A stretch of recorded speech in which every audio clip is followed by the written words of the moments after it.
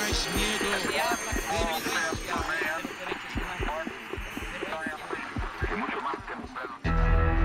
Historia en tus oídos. Invitan César Abarca y Hernán Gómez. En Historia en tus oídos, presentando El mundo en crisis. Reinicio. ¿Sabemos lo difícil que es llegar a constituirnos como personas? Sí, no debe ser fácil. Debemos pensar en nuestros aditivos morales, en lo económico, en lo social, en fin. Pues imagínate ahora lo tremendamente difícil que es construir un Estado-nación para Europa, para América y Chile.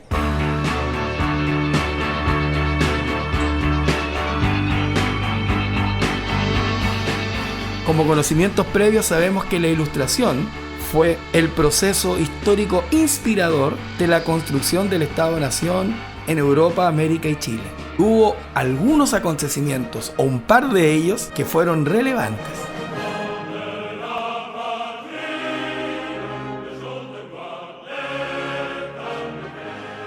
Primeramente en 1776, la independencia de los Estados Unidos, y en 1789 la Revolución Francesa. Imaginemos lo complejo que tiene que haber sido organizar o reorganizar políticamente la sociedad chilena y americana en el contexto de la colonia y posteriormente en el proceso de independencia.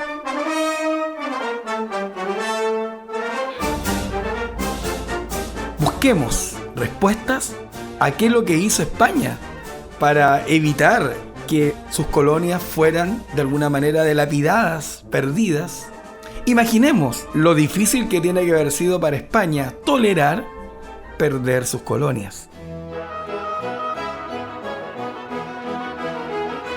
Durante los siglos XVII al XVIII se enfrentaron dos sistemas políticos y económicos aparentemente antagónicos. Por una parte el absolutismo, la monarquía y el despotismo, y por otra parte un antecedente nuevo, una nueva organización del mundo, un nuevo orden político europeo como fueron las repúblicas. Y cómo en ese proceso, la constitución y caracterización de ese proceso fue liderado por un nuevo grupo social, que no era la nobleza, era la burguesía. Veamos también cómo ese proceso político tuvo ideas inspiradoras que generalmente las conocemos con el nombre de liberales.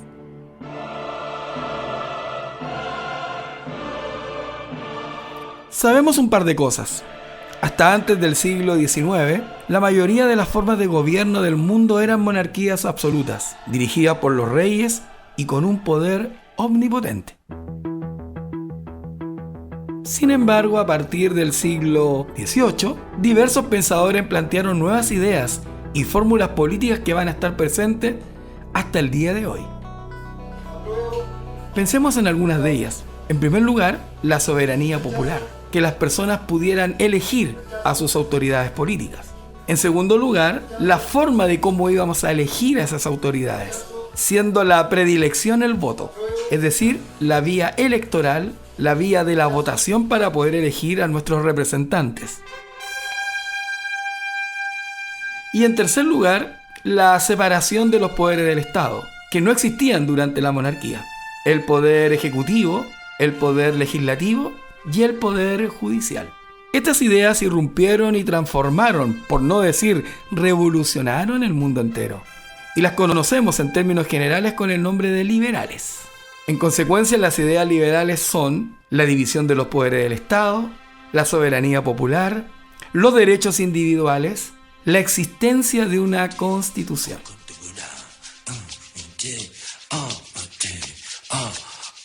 Primeramente en los Estados Unidos y luego en Francia, estas ideas irradiaron gran parte de América, hacia el norte y hacia el sur.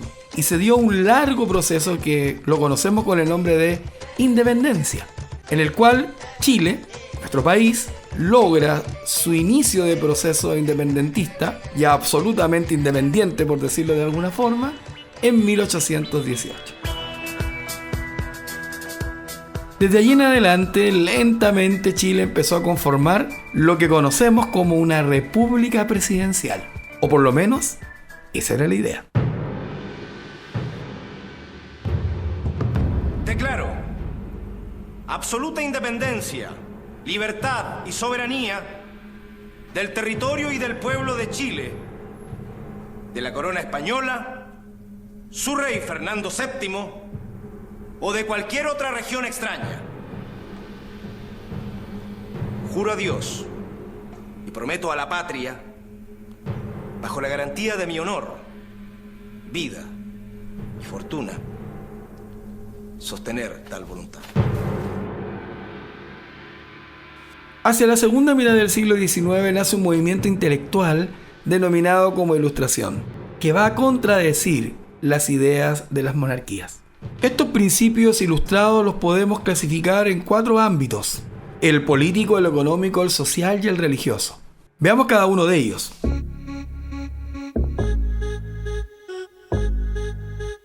En lo político, hay 3 características que no debes olvidar de los principios liberales ilustrados. En primer lugar, la soberanía reside en el pueblo, a través del voto, a través del sufragio. En segundo lugar, existe desde el punto de vista político una separación de los poderes del Estado en 3: ejecutivo, legislativo y judicial. Y en tercer lugar, desde el punto de vista político, el principio liberal ilustrado habla de que estos deberes y derechos de los ciudadanos y de las autoridades va a quedar escrito en una constitución. Es decir, se instala el constitucionalismo. Desde el punto de vista económico, podemos señalar 3 ideas fundamentales. A diferencia de lo que ocurría en las monarquías, los liberales ilustrados desde el punto de vista económico hacen un culto y un respeto irrestricto a la propiedad privada. Entienden que la libertad es el valor fundamental de una sociedad progresista. Por lo tanto, la libertad de emprendimiento es ley. Y finalmente, desde el punto de vista económico, señalan la libertad laboral que nos permita romper con esa sociedad estamental que era propia de las monarquías absolutas. En el ámbito social, también hay 3 ideas que son relevantes nombrar. Socialmente, ellos hablan ahora de sociedad de clases. Ya no hablan de estamentos, sino que los ilustrados hablan de sociedad de clases, en la cual la clase predominante o preponderante debe ser la burguesía, y ya no la nobleza, tampoco el pueblo. En segundo lugar, hablan del fin de la sociedad estamental, porque se va a instalar la idea de movilidad social, que es la tercera idea relevante dentro de los liberales. Y finalmente, como cuarto tópico, cuarto punto o principio, los religiosos, ellos plantean 2 cosas. La libertad religiosa, algo que no existía en las monarquías absolutas. Ahora las personas y los estados pueden elegir libremente a qué religión vincularse o desvincularse, y fundamentalmente tener una sociedad secularizada.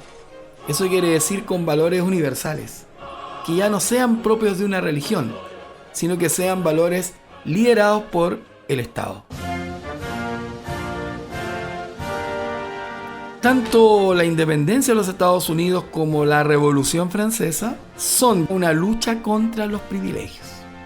Había una sensación de abuso por parte de la nobleza hacia el pueblo, hacia el sector comercial o burgués, y sobre todo aquellos marginados totalmente, como eran aquellos sectores que eran considerados como esclavos.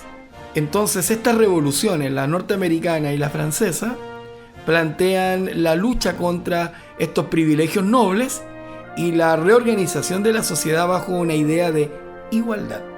Por ello, a partir de 1776, Estados Unidos, junto al proceso revolucionario francés de 1789, comienzan a promover principios independentistas basados en ideas ilustradas y liberales que pronto, muy pronto, llegarán a América y también a Chile. Entonces, el proceso llamado de Ilustración es una gran revolución, porque parte siendo primeramente un movimiento intelectual que cuestiona a las sociedades entonces, que afirma la libertad y la igualdad como principios básicos y confía en la fuerza de la razón para poder explicar el nuevo orden mundial. Todas estas ideas suelen ser parte de una doctrina denominada como liberalismo, en cuyo centro están términos como república, soberanía nacional, división de poderes y constitución. 5 cosas, 5 ideas. La persona humana individual por encima de lo social y del Estado. La libertad del individuo como bien supremo. La igualdad civil y política de las personas. El respeto a la propiedad privada que va a inspirar al liberalismo económico liderado por Adam Smith. Y defender a como diera lugar el legado ideológico de la Ilustración. Otros intelectuales plantearon posteriormente que habían expresiones de los que se iban a denominar como gobiernos republicanos, y que estas expresiones de los gobiernos republicanos podían ser entre otras dos grandes vertientes, 2 grandes expresiones. Por un lado el régimen presidencial y por otra parte el régimen parlamentario. Aquellos y aquellas que van a plantear un régimen presidencial, que dicho sea entre paréntesis va a ser fundamentalmente entre las naciones americanas, tienen 5 principios claves. En primer lugar, lo que denominan como jefe de Estado y jefe de gobierno en una república presidencial o régimen presidencial está liderado por la misma persona. En segundo lugar, en el régimen presidencial es el presidente quien nombra y remueve sus ministros. En este sistema presidencial o régimen presidencial, el presidente no puede disolver el Congreso porque es otro poder del Estado el Congreso.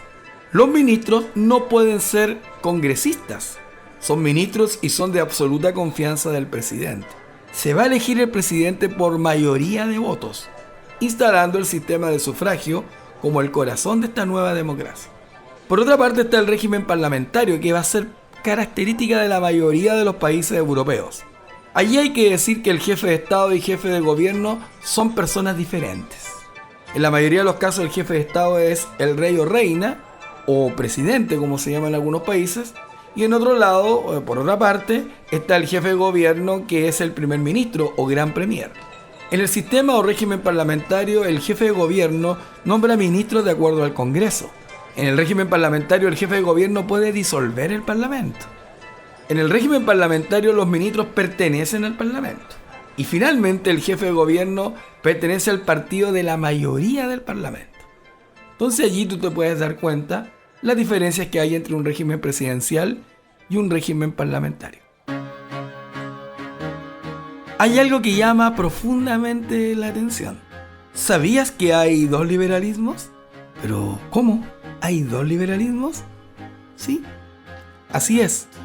Hay un liberalismo político, que es el que hemos intentado describir, y hay un liberalismo económico, que no hemos dicho mucho hasta ahora. Hay 2 liberalismos, uno político y uno económico, que se han desarrollado desde el siglo XVIII en adelante. Ambos liberalismos se complementan.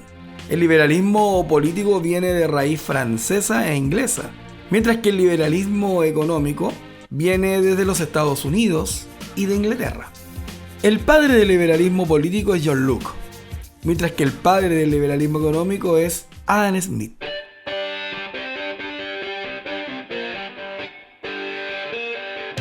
El liberalismo económico será la base del sistema capitalista, que va a existir tal cual como lo pensó Smith desde 1776 hasta 1929.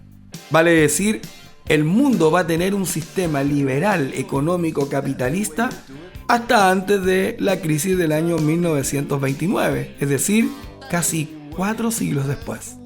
Por otra parte, esta economía está pensada hacia afuera, basada en el intercambio comercial. A algunos intelectuales les llama bastante la atención los resultados de ambos liberalismos, que suelen ser disímiles, es decir, diferentes. El liberalismo político establece la igualdad ante la ley. Sin embargo, el liberalismo económico da espacio al interés de la iniciativa privada, y desde ese punto de vista ya no somos iguales. Entonces, el espacio político de igualdad se rompe en el espacio o esfera económica. Smith lo deja claro en su libro La riqueza de las naciones, de 1776, al señalar que el interés individual es el motor de la economía. No existe desarrollo económico si es que no hay una motivación intrínseca de cada una y cada uno de nosotros. Para que los países puedan enriquecerse, dice Adam Smith, es necesario que haya un comercio libre y abierto, el cual va a beneficiar a las naciones como nunca antes lo había hecho. Es relevante entender que lo que se está buscando en esta nueva economía es acumular dinero, sino que ahora se está acumulando y sobre todo se está invirtiendo capital, puesto que Adam Smith lo deja bastante claro en su libro.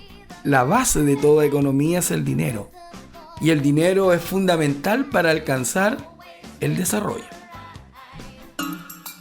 Es interesante el libro de Smith porque señala principios de la economía liberal, como por ejemplo que el juego de la economía se dinamiza a través de una ley que se conoce con el nombre de oferta y demanda. Hay una ley natural que controla la economía y que no requeriría teóricamente de la presencia del Estado. Eso anula toda posibilidad que sí planteaban las monarquías absolutas, donde el rey se inmiscuía prácticamente en todo. Y otro principio del liberalismo económico es la competencia, término que era considerado hasta antes de Adam Smith como absolutamente negativo o peyorativo, a convertirse en algo totalmente necesario. La competencia produce mejorías, dice Smith, y es la base del liberalismo económico. ¿Qué quiso decir Adam Smith con esto de una ley natural denominada oferta-demanda? En términos generales, denominó como oferta aquello que corresponde a los bienes y servicios que los productores están dispuestos a vender a un determinado precio. Quienes siempre nos ofertan son las empresas, mientras que denominó Smith como demanda aquello que corresponde a la cantidad de compradores que están dispuestos a adquirir o consumir un determinado bien, en el cual somos principalmente familias, personas. Nos denominó entonces demandantes a los consumidores y a los oferentes, ofertantes como empresarios. La oferta se irá moviendo en torno a la demanda de manera dinámica y va a depender, entre otros factores, del precio del producto, así como de los costos de producción. La acción de elegir entre bienes y servicios por parte de una familia va a ser lo que tú y yo vamos a denominar como demanda. Siempre la demanda va a significar una toma de decisión. En general, dice Smith, esta toma de decisión va a depender del precio. Y por lo tanto aquí está la base de lo que tú y yo conocemos como modelo capitalista. Cada individuo en particular pone todo su cuidado en buscar el medio más oportuno de emplear con mayor ventaja el capital de que puede disponer. Lo que desde luego se propone es su propio interés, no el de la sociedad en común.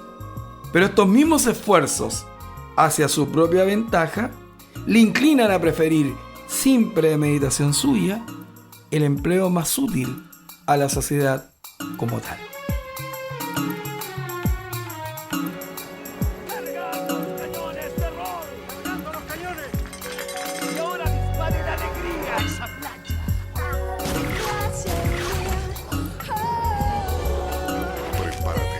Desembarco de helado Rolls. Este verano vuelve a sorprenderte con Pressler. Mientras algunos duermen, otros sueñan silencios. Por eso queremos apoyarte ilimitadamente. Nueva bolsa nocturna, 15 días con gigas ilimitados por solo 2.500 pesos. Contrátala en tu App Entel o en mi Entel. Entel, contigo en todas. Mi mamá es una comerciante de plantas, casi 2 décadas vendiendo en la calle.